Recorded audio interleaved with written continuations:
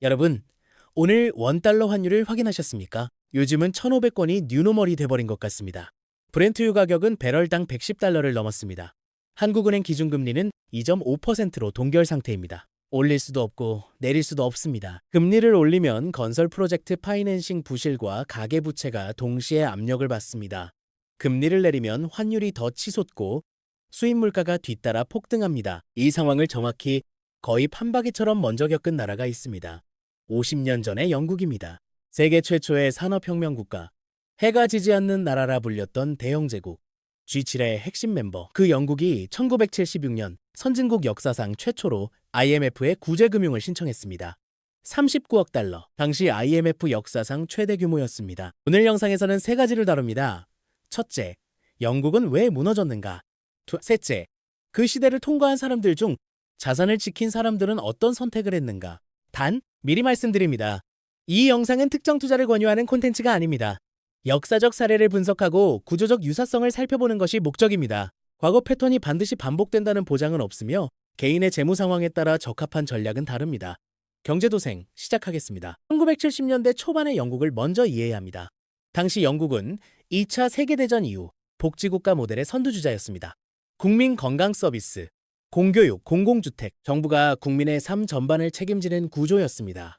동시에 석탄, 철강, 자동차, 조선 등 핵심 산업은 대부분 국유화된 상태였습니다. 문제는 이 시스템의 비용이 점점 감당할 수 없는 수준으로 불어나고 있었다는 것입니다. 노동 생산성은 미국보다 50%, 서독보다 25% 뒤처져 있었습니다. 그런데도 임금은 매년 올랐습니다. 강력한 노동조합이 임금 인상을 밀어붙였고 정부는 이를 거부할 정치적 의지가 없었습니다. 이 상태에서 1973년 10월 방아쇠가 당겨집니다. 제4차 중동전쟁이 발발했고 아랍 산유국들이 석유 수출을 무기로 썼습니다. 1차 오일 쇼크입니다. 유가가 한 분기 만에 4배 가까이 급등했습니다. 배럴당 3달러이던 원유가 12달러로 뛰었습니다. 영국에게 이것은 단순한 에너지 가격 상승이 아니었습니다. 구조적 충격이었습니다. 당시 영국은 북해 유전 개발이 아직 본격화되기 전이었고 에너지 수입 의존도가 매우 높았습니다. 유가 급등은 곧바로 제조 원가 상승으로 이어졌고 제조 원가 상승은 소비자 물가 상승으로 전이됐습니다. 여기서 고전적인 경제학 딜레마가 등장합니다. 물가가 오르면 중앙은행은 금리를 올려야 합니다. 통화량을 줄여서 수요를 억제하는 것이 교과서적 처방입니다. 그런데 동시에 유가 급등으로 기업의 생산 비용이 치솟으면서 경기가 둔화되고 있었습니다. 금리를 올리면 이미 비틀거리는 기업들이 쓰러집니다. 금리를 내리면 물가가 더 폭주합니다. 물가 상승과 경기 침체가 동시에 오는 상황.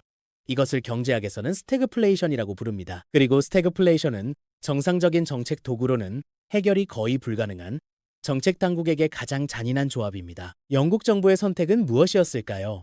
둘 다 하겠다는 것이었습니다. 물가를 잡기 위해 임금 인상 상한선을 설정했습니다. 동시에 경기를 살리기 위해 재정 지출을 늘렸습니다. 긴축과 확장을 한 손에 주려 한 것입니다. 결과는 양쪽 모두의 실패였습니다. 임금 억제 정책은 노조의 거센 반발에 부딪혀 무력화됐습니다. 재정 지출 확대는 이미 부풀어 오른 물가에 기름을 부었습니다. 1975년 영국의 소비자 물가 상승률은 연 25%에 도달했습니다. 뉴욕타임스는 1975년 6월 14일자 기사에서 이 수치를 유럽 최악의 기록이라고 보도했습니다. 같은 해 경제 성장률은 마이너스로 떨어졌습니다. 해가 지지 않는 나라에 석유 한 방으로 해가 지고 있었습니다. 많은 사람들이 영국의 위기를 오일 쇼크 때문이라고 기억합니다. 틀린 말은 아닙니다. 그러나 오일 쇼크만으로는 G7 국가가 IMF에 무릎 꿇는 상황까지는 가지 않습니다. 같은 오일 쇼크를 맞은 서독과 일본은 구제금융을 받지 않았습니다. 영국을 IMF까지 몰고 간 진짜 방아쇠는 파운드화의 폭락이었습니다. 미국 연방준비은행 에프레드의 역사적 환율 데이터를 보면 영국 파운드 대 미국 달러 환율은 1972년 초 1파운드당 약 2.57달러에서 1976년 하반기 1파운드당 약 1.57달러까지 떨어졌습니다. 4년 사이에 파운드의 가치가 대미 달러 기준으로 약 39% 하락한 것입니다. 이 통화 폭락이 만든 악순환의 구조를 정확히 이해해야 합니다. 첫 번째 고리, 파운드가 떨어지면 수입 물가가 오릅니다. 영국은 원유, 원자재, 식료품의 상당 부분을 수입에 의존하고 있었습니다. 통화 가치 하락은 이미 오일 쇼크로 오르고 있던 수입 물가를 한 번 더 밀어올렸습니다. 두 번째 고리, 수입 물가 상승은 기업의 생산 비용을 높이고 소비자 물가를 더 끌어올렸습니다. 세 번째 고리, 물가가 오르면 노조는 임금 인상을 요구합니다. 기업은 오른 임금을 다시 가격에 전가합니다. 임금과 물가의 악순환이 가속됩니다. 네 번째 고리. 기업 도산이 늘어나면서 실업이 증가하고 세수가 줄어듭니다. 정부는 줄어든 세수를 메우기 위해 국채를 발행하고 재정 적자가 확대됩니다. 재정 적자 확대는 다시 파운드에 대한 신뢰를 떨어뜨리고 파운드가 다시 하락합니다. 통화가 하락하면서 물가가 상승하고 기업이 도산하면서 세수가 감소하고 재정 적자가 확대되면서 다시 통화가 하락합니다. 이 자기 강화적 악순환이 영국을 3년에 걸쳐 서서히 조여왔습니다. 그리고 1976년 9월 28일 결정적 순간이 옵니다. 영국 재무장관 데니스 일리는 필리핀 마닐라에서 열리는 IMF 연차 총회에 참석하기 위해 런던 히드로 공항에 도착했습니다. 비행기에 탑승하기 직전이었습니다. 그 시각 외환 시장에서 파운드가 다시 급락하고 있다는 보고가 들어왔습니다. 힐리는 비행기에 타지 않았습니다. 발길을 돌려 재무부로 돌아갔고 그날 밤 IMF에 전화를 걸었습니다. 이 장면은 영국 경제사에서 가장 치욕적인 순간 중 하나로 기록되어 있습니다. 채텀하우스의 기록에 따르면 힐리는 1976년 12월 15일 IMF에 의향서를 제출하고 39억 달러의 구제 금융을 공식 신청했습니다. IMF는 조건을 내걸었습니다. 2년간 25억 파운드의 공공지출 삭감, 국내 신용한도 축소, 사실상 영국의 경제정책에 대한 외부 감독을 수용한 것입니다. 당시 영국 국민은 이 상황의 심각성을 바로 체감하지 못했습니다. 체감은 2년 뒤에 왔습니다. 1978년 가을부터 1979년 초봄까지 영국 역사에서 불만의 겨울, 영어로 Winter of Discontent라 불리는 시기입니다. 쓰레기 수거 노동자, 병원 보조 인력, 트럭 운전사, 심지어 묘지 관리인까지 파업에 돌입했습니다. 런던 거리에 쓰레기가 쌓였고 리버풀에서는 시신 매장이 지연되었습니다. IMF 긴축 조건으로 공공서비스가 축소되고 임금이 동결되자 참아온 분노가 한꺼번에 터진 것입니다. 그리고 1979년 5월 마거릿 대처가 등장합니다. 대처는 노조 해체, 국영기업 민영화, 금융규제 철폐라는 극단적 구조조정을 단행했습니다. 영국 경제는 결국 회복의 길에 들어섰습니다. 그러나 그 과정에서 북부 공업지대의 노동자 수백만 명이 일자리를 잃었습니다. 정부가 초기에 정책 딜레마를 솔직히 인정하고 선택하지 않은 대가를 국민 전체가 10년에 걸쳐 치른 것입니다. 이제 거울을 들어보겠습니다. 1970년대 영국과 2026년 한국 사이에 구조적으로 닮은 점이 있는지, 그리고 다른 점은 무엇인지 함께 살펴보겠습니다. 역사적 유비를 사용할 때 반드시 전제해야 할 것이 있습니다. 두 경제는 시대, 산업구조, 국제 환경이 다릅니다. 완전한 등치는 불가능하며 유사한 패턴을 관찰하는 것과 같은 결과가 반복된다고 단정하는 것은 전혀 다른 이야기입니다. 첫 번째, 유사성. 에너지 수입 의존국이 유가 급등을 맞았다는 구조입니다. 한국의 에너지 수입 의존도는 약 94%입니다. 에너지경제연구원 통계 기준입니다. 원유 수입의 약 70%를 중동에 의존하고 있습니다. 2026년 4월 현재 브렌트유는 배럴당 110달러 내외에서 거래되고 있습니다. 중동 정세 불안이 장기화될 경우 한국은 수입 물가 상승 압력을 직접적으로 받는 구조입니다. 1970년대 영국이 북해 유전 개발 이전에 에너지를 외부에 의존하던 상황과 구조적으로 유사합니다. 두 번째, 유사성. 금리 정책의 딜레마입니다. 한국은행 기준금리는 현재 2.5%로 동결 상태입니다. 연합뉴스는 2016년 3월 19일 보도에서 미국 연준이 금리를 동결하면서 한국은행도 당분간 금리를 묶을 가능성이 높다고 분석했습니다. 금리를 내리면 원화 약세가 가속됩니다. 이미 원달러 환율은 1,510원대입니다. 2024년 초 약 1,280원 수준이었으니 약 18% 절하된 상태입니다. 금리를 내려 환율이 더 오르면 수입 물가 상승, 에너지 비용 증가, 외국인 자금 유출이 연쇄적으로 발생합니다. 반대로 금리를 올리면 다른 쪽이 무너집니다. GDP 대비 가계부채 비율은 약 88에서 89% 수준입니다. 정부는 이것을 2030년까지 80%로 낮추겠다는 목표를 발표했습니다. 그런데 동시에 경기 부양을 위한 재정 지출도 확대하고 있습니다. 건설 PF 부실 정리도 여전히 진행 중입니다. 2026년 4월 연합뉴스 보도에 따르면 부실 PF 규모는 14조 7천억 원으로 줄었지만 중동 변수에 따른 추가 리스크가 주시되고 있습니다. 가계부채를 줄이면서 동시에 경기를 부양하겠다. 이 두 목표는 본질적으로 긴장 관계에 있습니다. 1970년대 영국 정부가 긴축과 확장을 동시에 추진하다가 양쪽 다 실패한 패턴과 구조적으로 닮아 있는 부분입니다. 세 번째, 유사성. 통화가 한시 반씩 봉. 하락이 악순환의 증폭기 역할을 한다는 점입니다. 원화가 약해지면 에너지 수입 비용이 올라갑니다. 한국은 원유와 가스를 달러로 결제합니다. 환율이 오르면 같은 양의 원유를 사는데 더 많은 원화가 필요합니다. 이것이 소비자 물가를 밀어올리고 기업 원가를 높이고 경상수지를 악화시키고 다시 원화 약세를 강화하는 고리를 만듭니다. 1970년대 영국에서 파운드 폭락이 만들었던 악순환의 구조와 같은 메커니즘입니다. 그러나 다른 점도 있습니다. 이것을 함께 보지 않으면 공정하지 않습니다.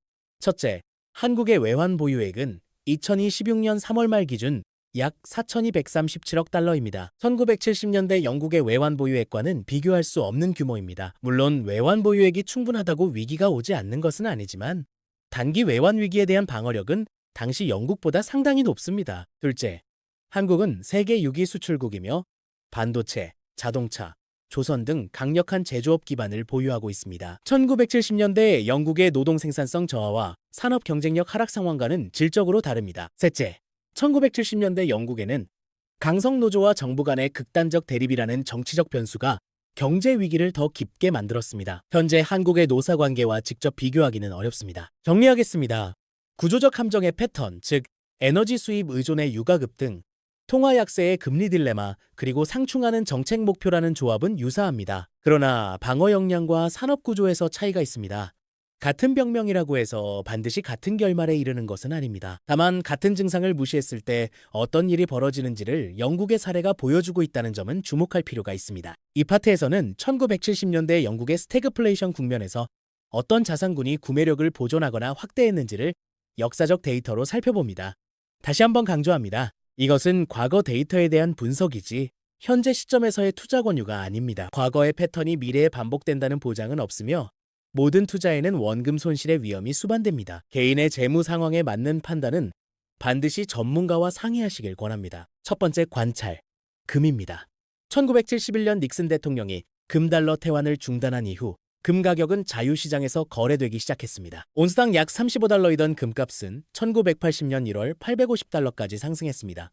약 24배입니다. 같은 기간 영국 파운드는 대달러 기준으로 약 39% 하락했고 소비자 물가는 연 20% 이상 상승하는 해가 여러 차례 있었습니다. 금이 이 시기에 구매력을 보존한 이유에 대해 일반적으로 제시되는 설명은 이렇습니다. 금은 특정 국가의 통화에 묶여있지 않기 때문에 통화 가치가 하락하는 인플레이션 국면에서 대안적 가치 저장 수단으로 수요가 몰린다는 것입니다. 2026년 현재 금 가격은 온스당 4,500달러를 넘어서며 사상 최고치권에서 거래되고 있습니다. 중앙은행들의 금 매입 확대, 지정학적 불안, 통화 불확실성이 복합적으로 작용하고 있다는 분석이 지배적입니다. 다만 주의할 점이 있습니다.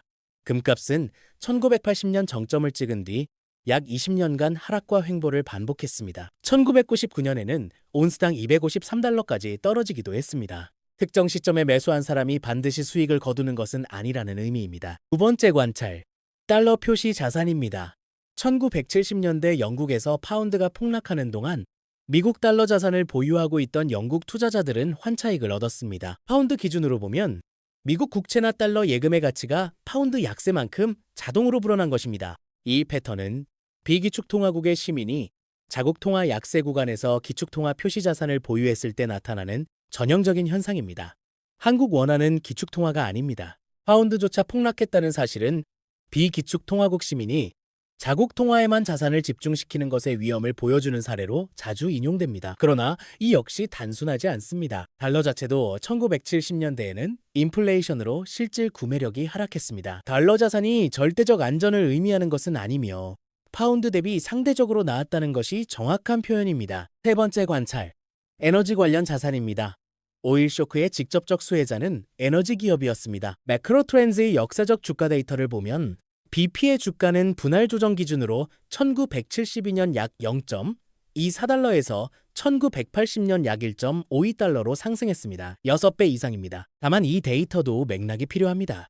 1973년에 BP 주가는 70% 급등했지만 바로 다음 해인 1974년에는 20% 넘게 하락했습니다. 에너지 기업 주식이 유가 상승기에 무조건 우상향하는 것은 아니며 변동성이 극심했다는 점을 함께 봐야 합니다. 세 가지 자산군의 공통점을 정리하면 이렇습니다. 스태그플레이션 국면에서 현금의 구매력은 빠르게 침식됩니다. 채권은 인플레이션 상승기에 가격이 하락합니다. 주식은 경기 침체로 전반적으로 부진합니다. 이 삼중 함정 속에서 역사적으로 상대적 방어력을 보인 것은 실물 자산인 금, 경화 표시 자산인 달러, 그리고 인플레이션 수혜 업종인 에너지였습니다. 이것은 하나의 역사적 패턴 관찰이며 현재에 그대로 적용할 수 있는 공식이 아닙니다. 각 자산의 현재 가격 수준, 밸류에이션, 개인의 투자 시계, 위험 감수 능력에 따라 판단은 완전히 달라집니다. 정리하겠습니다.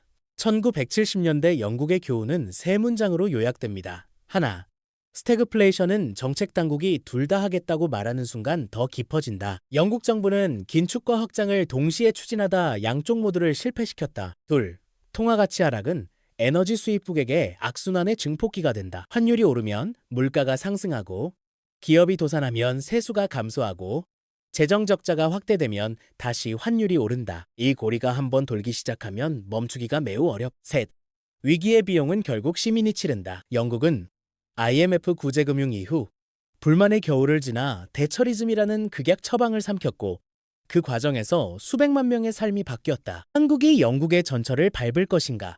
단정할 수 없습니다. 외환 보유액의 규모, 제조업 경쟁력, 수출 구조에서 한국은 당시 영국보다 나은 조건을 가지고 있습니다. 그러나 에너지 수입 의존도 94%, 원달러 환율 1,510원대, GDP 대비 가계부채 88%, 동결된 기준금리, 부실 PF 정리가 진행 중인 건설시장, 이 숫자들의 조합이 편안한 조합은 아닙니다. 역사는 반복되지 않는다고 말합니다. 그러나 구조는 반복됩니다.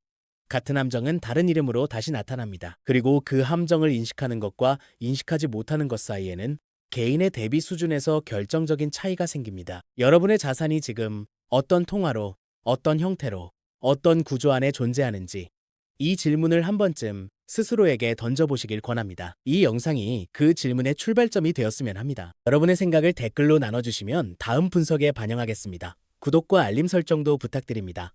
경제도생이었습니다.